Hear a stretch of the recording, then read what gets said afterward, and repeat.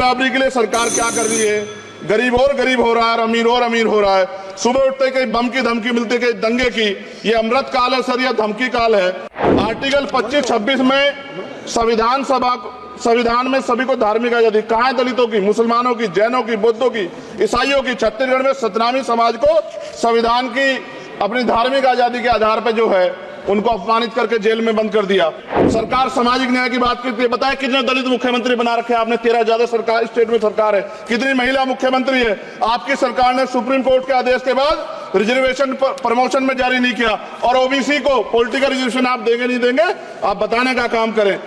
आज हम संविधान की गौरवशाली यात्रा पे बात करने के लिए चर्चा कर रहे हैं। कल से ये चर्चा चल रही है सर। मैंने बहुत सारे दोनों पक्ष के और जितने भी हमारे मेंबर है सुना सर, उनको बड़े बड़े नेता हैं सर। इसके भाग 1 में लिखा हुआ है India that is Bharat, Hindustan नहीं लिखा हुआ है सर।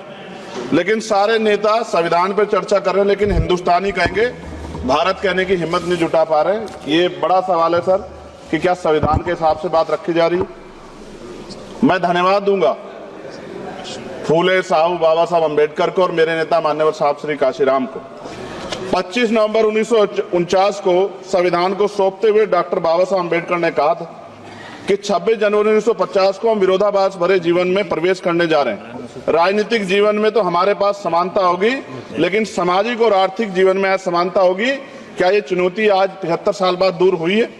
भारत ने 26 जनवरी 1950 को संविधान लागू होने के साथ खुद को एक संप्रभु लोकतांत्रिक और गणतांत्रिक राज्य होने का ऐलान किया।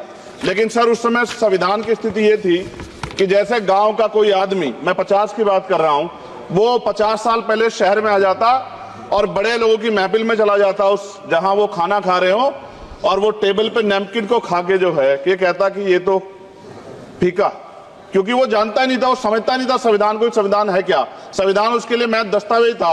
ये जिम्मेदारी थी राजनीतिक दलों पे कि वो संविधान को व्यवहार में लेके आते। और इसके इतने सारे आर्टिकल हैं, अगर इनको व्यवहार में लाया जाता तो मुझे लगता कि आज देश बहुत बदल गया होता। बाबा साहब ने कहा था कि लोकतंत्र भारतीय भूमि का केवल ऊपरी पोशाक है, उनके अनुसार यहाँ की संस्कृति अनिवार्य तौर पर लोकतांत्रिक है। भारत जैसे गरीब और गैर बराबरी वाले देश में संविधान के जरिए छुआछूत खत्म करना, वंचितों के लिए सकारात्मक उपाय करना, सभी वयस्कों के लिए मतदान का अधिकार देना और सबके लिए सम्मान अधिकार तय करना, ये बहुत बड़ी उपलब्धि थी सर। ये संविधान है कि आप वहां बैठे हैं और मैं यहाँ खड़ा होकर अपनी बात रख रहा हूं, और इस देश में आदिवासी महिला के तौर पे जो है राष्ट्रपति बनी है, और प्राइम मिनिस्टर तो नहीं बना, लेकिन शेड्यूल कास्ट के बड़े नेताओं को भी जो है राष्ट्रपति बनने का मौका मिला। इस संविधान की देन, अगर वोट हम पे नहीं होता तो शायद अमीर और जो राजा महाराजा खुद को मानते हैं हमारी गलियों तक नहीं आ पाते, हमारे हाल नहीं जान पाते। आजादी का मतलब सर सिर्फ अधिकार पाना भर नहीं है, इसके लिए हमारे संविधान में सरकार और नागरिकों के अधिकारों के साथ साथ उनके कर्तव्यों का विस्तार से उल्लेख किया गया है। बाबा साहब ने संविधान सभा में दिए गए भाषण में कहा था कि स्वतंत्रता आनंद का विषय है, पर अब हमें अपनी जिम्मेदारियों पर भी ध्यान देना होगा। संविधान ने सुनिश्चित किया कि रानी के पेट से राजा जन्म नहीं लेगा, वोट से नेता तैयार होगा। आर्थिक बराबरी के लिए सरकार क्या कर रही है? गरीब और गरीब हो रहा है और अमीर हो रहा है। सुबह उठते कहीं बम की धमकी मिलती, कहीं दंगे की। ये अमृत काल है सर, यह धमकी काल है। कितना बढ़ रहा है? आर्टिकल 15 सर, भारत में आज भी घोड़ी चढ़ने बैठते होती है। सर क्या दलितों को यहाँ भी बोलने का नहीं? सर अगर सबको 4 मिनट दे दो, ये भेदभाव नहीं चलेगा दलितों के साथ। Time is 4 minute, don't waste. भाई सर करो, सबको 4 मिनट दिए तो आप मना करो, मैं बंद कर देता हूँ उसको। क्या दलितों को सबसे आखिरी में नंबर मिलेगा और बोलने का मौका मिलेगा? क्या मजाक कर रहे हैं सर आप? नो, ये all independent people are having only 4 minutes. You take sir, independent में अपनी पार्टी का मेंबर हूँ सर, और जीत के आया हूँ सर, किसी के दया में नहीं आया। Take 1 minute and finish. Sir कल भी बोले तो एक दलीय पार्टी के लोग, आप मौका दो सर। मूछे रखने पर हत्या होती है, महिलाओं पे, छोटे मासूम बच्चों पर रेप हिंसा होती है। एनसीआरबी का डाटा देकर डर लगेगा। यही 1 किलोमीटर में संविधान को जला गया, और महाराष्ट्र के परभनी में अभी भी संविधान को नष्ट किया गया, उसकी कॉपी को। आर्टिकल 25-26 में संविधान में सभी को धार्मिक आजादी, कहाँ है दलितों की, मुसलमानों की, जैनों की, बौद्धों की, ईसाइयों की? छत्तीसगढ़ में सतनामी समाज को संविधान की अपनी धार्मिक आजादी के आधार पर जो है उनको अपमानित करके जेल में बंद कर दिया। संभल, अजमेर, अयोध्या सब इसका उदाहरण है। ये सरकार आलोचना डरती है। कितने लोग जेल में बंद है?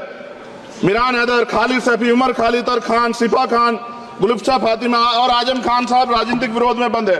सरकार यहाँ बैठी है, सरकार सामाजिक न्याय की बात करती है। बताए कितने दलित मुख्यमंत्री बना रखे हैं आपने? 13 ज्यादा सरकार स्टेट में सरकार है। कितनी महिला मुख्यमंत्री है? आपकी सरकार ने सुप्रीम कोर्ट के आदेश के बाद रिजर्वेशन प्रमोशन में जारी नहीं किया, और ओबीसी को पॉलिटिकल रिजर्वेशन आप देंगे नहीं देंगे, आप बताने का काम करें। मैं 75 साल की गौरव यात्रा में हम एक सभ्य समाज नहीं बना पाए, इसलिए जाति आधार पर SC ST OBC के बच्चों को प्राइमरी स्कूल से लेकर उच्च संस्थानों में भेदभाव किया जाता है। सरकार निरंकुश हो गई, कोई बुलडोजर से कार्रवाई करता है। कल मंत्री जी ने कहा हमने राष्ट्रीय पिछड़ा वर्ग आयोग बनाया, 69 शिक्षक भर्ती में उसकी सिफारिशों को नहीं माना। EWS के जरिए आपने संविधान पे आरक्षण के प्रावधान पे हमला किया। 1 मिनट में खत्म कर रहा हूं सर। संविधान सर, न्यायपालिका में आर्टिकल 124 ये कहता है सर, ये अधिकार जो है, Sanjay sir ji please conclude sir 1 minute में प्लीज संविधान में न्यायाधीशों की नियुक्ति का अधिकार राष्ट्रपति के द्वारा होना चाहिए, अभी तक नहीं हो रही है। All India judicial service commission कब बनेगा? क्या चंद परिवार ही सर जज बन सकते हैं? और आज हम सर, मैं सरकार से सवाल पूछना चाहता हूं सर, सेवाओं में SC ST OBC वर्ग का कितना प्रतिनिधित्व है? भारत सरकार के मंत्रालयों के अधीन PSU में, बैंकों, बीमा कंपनियों में और स्वच्छता संस्थानों में आउटसोर्स तथा कॉन्ट्रैक्ट पर वर्तमान कार्यरत कर्मचारी कुल कितनी संख्या है? आउटसोर्स और कॉन्ट्रैक्ट में कार्यबल SC ST OBC कितना प्रतिशत है? निजी क्षेत्रों में कार्यरत कर्मचारी उनके SC ST OBC की वर्ग लाभ। सर खत्म कर, लास्ट पॉइंट सर, मैं फिर स्पष्ट तौर पर कह रहा हूं सर, यहां बैठे SC और OBC के मेंबर से कह रहा हूं सर, उनको सामाजिक जिम्मेदारी का ध्यान भी रखना चाहिए। पार्टी के प्रति वफादारी के साथ साथ अपने वर्गों के प्रति ईमानदारी भी रखनी चाहिए। ईमानदारी नहीं होगी तो उन वर्गों का भला नहीं हो सकता, और हमें बहुत सरकारों से उम्मीद नहीं है। बहुत बहुत धन्यवाद सर। Thank you.